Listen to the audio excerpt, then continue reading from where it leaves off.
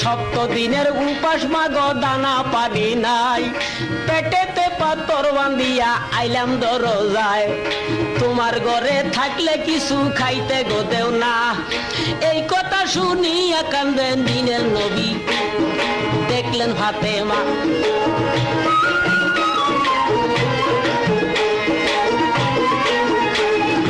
এই কথাটা যখন কইলেন দিনের মস্ত পায়, কথা শুনা কান্দা দিলেন